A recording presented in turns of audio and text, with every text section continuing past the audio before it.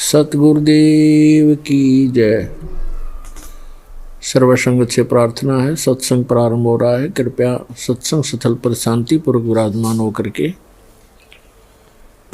श्रद्धा से सत्संग सुने।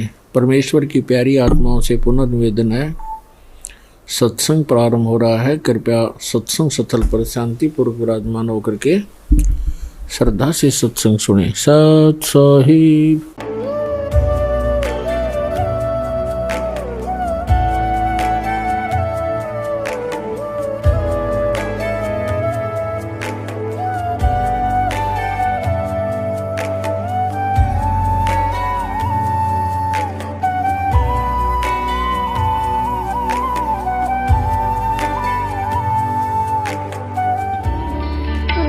परमात्मा को पाने तथा उसका वास्तविक लाभ प्राप्त करने के लिए पवित्र बाइबल में प्रमाण है कि प्रभु ने मनुष्य को अपना ही स्वरूप बनाया।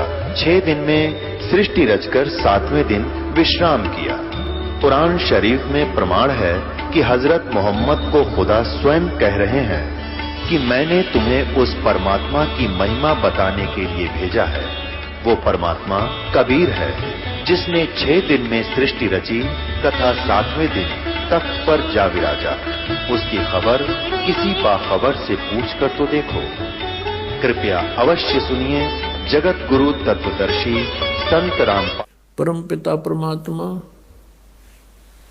पूर्ण ब्रह्म सर्व सृष्टि रचनहार कबीर परमेश्वर जी, ये हम सभी आत्माओं के पिता हैं और हम यहाँ काल के लोक में रह रहे हैं। पुण्यात्माओं, अभी तक तो हमें कोई ये ज्ञान देने वाला नहीं मिला था कि यहाँ के स्वर्ग इस विश्व से ऊपर भी कोई और स्थान है। हमने स्वर्ग को अंतिम उपलब्धि मान रखी थी। अब परमात्मा ने आके बताया कि ये जो लोक है ये काल का है। उस परमात्मा बिना हमें ये ज्ञान कोई नहीं दे सकता, क्योंकि वो हमारे हमदर्द हैं, वो हमारे पिता हैं और पिता को अपनी संतान दुखी देखी नहीं जाती। पिता को अपनी दुखी संतान की चिंता होती है। और हमारे को इतना मतिहीन बना दिया इस काल भगवान ने। हमारा सारा जीवन आपस में राग द्वेष, खींचातानी, लड़ाई झगड़े और विकार करने पे और पेट के निर्वाह के लिए इस तक ही सीमित कर दिया। पुण्यात्माओं, ये जो सत्संग चल रहा है ये एक बहुत महत्वपूर्ण दिवस के उपलक्ष्य में ये सत्संग चल रहा है। वो महत्वपूर्ण दिवस कौन सा है कि जिस दिन परमात्मा सतलोक से चलकर इस धरातल पर आए थे, शरीर आए थे, एक जिंदा महात्मा का रूप बनाकर। वो परमात्मा जिन भी महापुरुषों को मिले हैं वो जिंदा महात्मा का रूप बनाकर ही मिले हैं कलयुग में।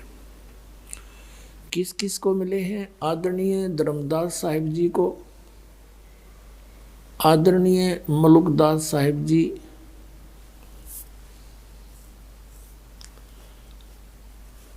और आदरणीय दादू साहिब जी, आदरणीय नानक साहिब जी, आदरणीय गरीबदास साहिब जी, गांव छुड़ानी, जिला जज्जर, हरियाणा वाले,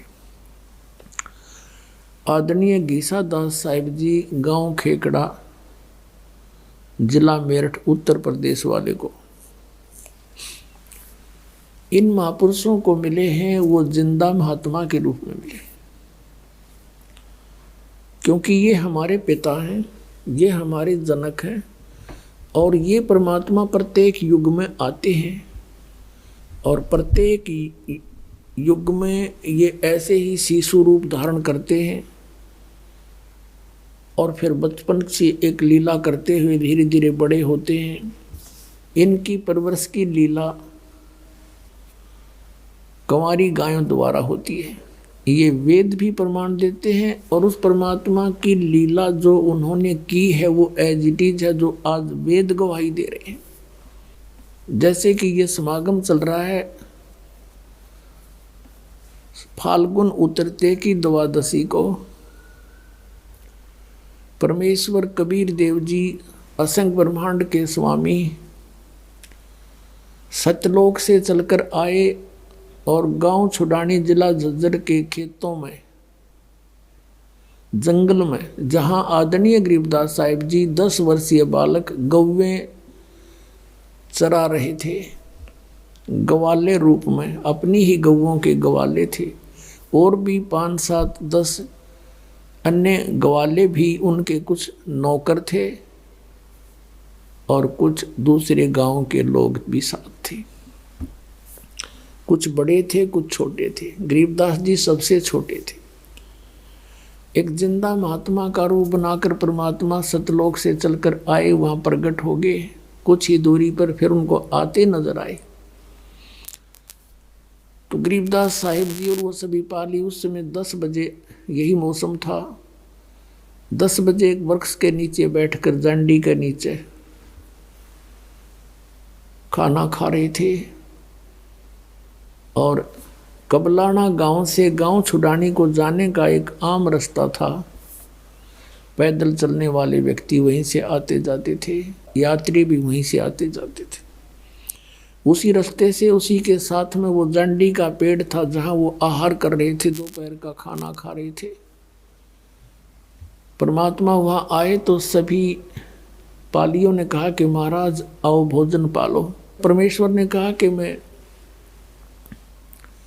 भोजन तो बच्चों अपने गांव से खा कर आया हूँ। कहाँ है आपका गांव? गांव मेरा सचखंड है, सतलोक है। कितनी दूर है यहाँ से? कि 16 शंख कोस की दूरी पर। उन्होंने पालियों ने कहा महाराज फिर दूध तो पीना ही पड़ेगा, हम अतिथि को ऐसे नहीं जाने देते। तो परमेश्वर ने, कबीर देव जी ने कहा, सतपुरुष ने कहा कि भाई मैं कुंवारी गाय का दूध पीता हूँ, पिलाना है तो पिलाओ। तो दूसरे पाली थे, कहने लगे बाबा जी तेरी नीयत खराब है, मजाक करते हो, आपकी दूध पीने की नीयत नहीं है। कुंवारी गाय को भी दूध देती है। परमात्मा ने कहा भी देख लो, दूध पिलाना है तो कुंवारी गाय का पीता हूँ। गरीबदास जी उठे, 10 वर्षीय बालक, और लाए एक गऊ पकड़ के, बछिया 1.5 वर्ष की, और ला के खड़ी कर दी कि महाराज देखियो इसको बच्चा तो है भी नहीं, दूध कैसे देगी है। परमात्मा ने कहा कोई पात्र है तुम्हारे पास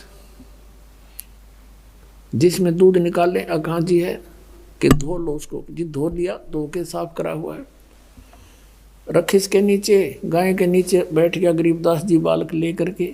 आदमी हंस रहा, देखेंगे कैसे दूध देगी।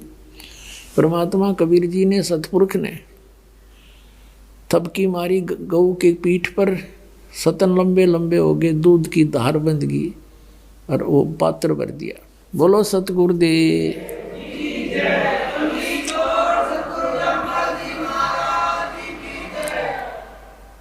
आधा परमेश्वर कबीर जी ने पिया, शेष छोड़ दिया। ले पा लियो, तुम पी लो भाई, ये अमृत है, यहाँ का नहीं, ये सतलोक से आया मेरे गांव से। अब वो क्या जाने इस बात को, वो तो उनको एक यात्री समझ रहे थे, संत समझ रहे थे, राह चलता महात्मा। गरीबदास जी ने कहा लो महाराज जी मैं पीऊँगा आपका। और दूसरे ये कहने लगे कि तुम ना जाने किस जाति का है, और जंतर मंतर से दूध निकाल दिया, पाप का दूध हम तो नहीं पीवे। गरीबदास साहिब जी, ये शुभ संस्कार बचपन से ही होते हैं ऐसी महान आत्माओं में। कहा जी आपका जूठा दूध हमें कब कब मिले, मैं पीऊँगा। गरीबदास जी ने पिया। कहते हैं ना सकल पदार्थ है जगमाई, कर्म ही नर पावनाई। अब गरीबदास साहिब जी को परमात्मा ने ज्ञान दिया, सचखंड दिखाया, सतलोक दिखाया, फिर उधर से उनको मृत जान लिया। गांव वाले उठा कर ले गए, चिता पे रख दिया और अंतिम संस्कार की तैयारी कर दी। इस दौरान 8-10 घंटे लग गए। उधर परमात्मा ने अपनी प्यारी आत्मा गरीबदास जी को सारे सचखंड के बारे में, सब लोगों के बारे में, ब्रह्मा विष्णु महेश की स्थिति से परिचित करा के वहाँ पे छोड़ दिया कि बेटा जा, तेरे शरीर का नाश करने वाले हैं। गरीबदास जी ने बहुत कहा भगवान मुझे ना भेजो, वो गंदा लोग है। तो परमेश्वर ने कहा भक्ति करो और मैंने जो ज्ञान दिया इसको बोलो, सुनाओ जग में। और बेटा तुम्हारे भाई बहन है वो फंसे हुए हैं, उनको समझाओ, उनके लिए तू एक गवाह बनेगा आने वाले समय में, जाइए। उसी समय परमात्मा की आज्ञा पाते ही 1 सेकंड में शरीर के अंदर था। एकदम खड़े हो गए भगवान। खड़े होकर उठकर चल पड़े, खुशी की लहर दौड़ गई। लड़का जीवित हो गया, बच्चा जीवित हो गया। उस समय से ये और कुछ नहीं बोलते थे। जो परमात्मा ने, कबीर देव जी ने उनके अंदर ये अमृतवाणी फीड कर दी थी, वही निकाल रहे थे बार बार। वो उसी वाणी में ही बोलते थे, दूसरी बात ही नहीं करते थे किसी से। ऐसे सोचा गांव वालों ने, कोई बात नहीं, लड़का जीवित तो हो गया पर हो गया मेंटल। बहुत सा इलाज करवाया, झाड़ फूक वालों को दिखाया, वैद्यों से दवाई ली, ऑल इन वेन, सब निष्फल रहा। और पागल कहने लगे उस परम पिता के परमहंस को, बावड़िया, पागल, बावड़ा। एक दिन एक दादू पंथी गोपाल दास नाम के एक संत आगे, जो श्री दादू जी के पंथ से संबंधित थे और वो वैश्य कुल से थे, बनिया जाति से, कुछ पढ़े लिखे थे और वो वैराग ले रखा था। बाल बच्चे उनके बड़े हो चुके थे, घर त्याग रखा था। आदरणीय दादू साहिब जी को भी परमात्मा मिले थे और बाबा जिंदा के रूप में मिले थे। अब वो गोपाल दास गांव छुडानी में आ गया और किसी भगत के यहाँ रुक गया। उस भगत ने चर्चा कर दी, जी हमारे ऐसे एक लड़की का लड़का है और वो यहीं रहते हैं, घर जमाई रहता है वो, उस लड़के का पिता। और ऐसे ऐसे एक महात्मा आया था, एक गंवारी गाय का दूध निकाला, बच्चे ने पी लिया, मेंटल हो गया, उस दिन मर गया था वो, तो मालिक की दया हुई जीवित हो गया। और कहते हैं संतों की विद्या को संत ही जानते हैं, काट सकते हैं, आप कुछ दया कर दो। सब दुखी हो रहे उस दिन, सारा दिन बोलता रहता है, बोलता रहता है। गोपाल दास जी ने कहा कि लाओ बुला के, कौन है, देखता हूं मैं, क्यों नहीं, ठीक हो जाएगा। अब वो भक्त गया उस आदरणीय गरीबदास साहिब जी के नाना जी के पास। वो बहुत बड़े किसान थे, जमींदार थे, 1400 एकड़ जमीन थी। उनके साथ 5-7 बुजुर्ग से गांव के ओर आ गए, बच्चे को साथ ले आए, गोपाल दास महात्मा के पास खड़ा कर दिया। गोपाल दास ने कहा, बेटा कौन था वो जिसने तेरा जीवन बर्बाद कर दिया? आदरणीय गरीबदास साहिब जी कहने लगे, अलल पंख अनुराग है सुन मंडल रे थीर, दास गरीब उधारिया मोय सतगुरु मिले कबीर। और आप कहते हो मेरा जीवन बर्बाद कर दिया, मुझे तो आबाद कर दिया। हम सुल्तानी नानक तारे दादू को उपदेश दिया, जात जुलाहा वेद न पाया वो काशी माए कबीर हुआ। ये वाणी बोली मालिक ने, उस मालिक के बच्चे ने गोपाल दास के सामने, पहली वाणी। हम सुल्तानी नानक तारे दादू को उपदेश दिया, जात जुलाहा भेद न पाया वो काशी महे कबीर हुआ। फिर परमात्मा ने बहुत 10 मिनट तक वो वाणी बोली, सचखंड सतलोक की आंखों देखी। गोपाल दास दादू पंथी था, संत मत से परिचित था थोड़ा थोड़ा सा, उसके हृदय में लग गई ये बात और कहने लगा, गांव वालों पागल ये नहीं, पागल तुम हो। और ये तो अमृत बरसा रहे हैं, इन्होंने तो परमात्मा मिले हैं। गोपाल दास ने कहा भगवान ये वाणी लिखवा दो, जीवों का उद्धार हो जाएगा कलयुग में। गरीबदास जी उठकर चल पड़े। 60 साल का महात्मा वो गोपाल दास पीछे पीछे, और कहे महाराज दया कर दो, ये वाणी लिखवा दो। गरीबदास जी बालक थे, भाग लिए। अब तीसरे दिन गोपाल दास 3 दिन तक ऐसे प्रार्थना करता रहे, जब भी मिले तभी घर भी चले गए उनके। गोपाल दास घर जा तो वो खेतों में भाग जा। तीसरे दिन जब मिले, कहा गोपाल दास यदि सारी लिखत लिखवाऊँ, कदे बीच में छोड़ कर भाग जा। अगर सारी लिखूंगा महाराज, मैं तो घर से फ्री हो चुका हूँ, कोई काम नहीं मुझे। उन्हीं गरीबदास साहिब जी के ही एक बेरी का बाग था, उसमें एक जांडी का पेड़ था बहुत बड़ा, उसके नीचे बैठ जाते दोनों, गरीबदास जी बोलते और गोपाल दास लिखा करते थे। इसमें पुण्यात्माओं एक शब्द कहा है कि हम सुल्तानी नानक तारे। सुल्तान कौन थे? अब्राहिम सुल्तान अधम, बलख बुखारे के बादशाह। और दादू जी और नानक जी, और कहते मैं, गरीबदास जी कह रहे हम, यानी हम सभी, हम यानी इंक्लूडिंग गरीबदास, हम सुल्तानी नानक तारे। जिसने पार किया नानक साहिब को, दादू साहिब को और अब्राहिम सुल्तान को और मुझे, हम सुल्तानी नानक तारे दादू को उपदेश दिया। और जात दुलाहा भेद नहीं पाया, का सीमा कबीर होया। अब यहाँ वो परमात्मा अपनी लीला अनुसार, जैसे ऋग्वेद मंडल नंबर 9 कल भी दिखाया था आपको, आज फिर थोड़ा सा दिखाएंगे। क्योंकि जब तक हम सदग्रंथों से परिचित नहीं होंगे स्वयं, तब तक हम परमात्मा को पहचान नहीं पाएंगे और विश्वास दृढ़ होगा नहीं। हमने ये देखना कि वो परमात्मा अपनी प्यारी आत्माओं को मिलता है, सतलोक से चलकर आता है, सह शरीर आता है। अब चलकर आता है तो सह शरीर होगा, और माँ का जन्म हो तो जन्म में लिखता वेद उसका।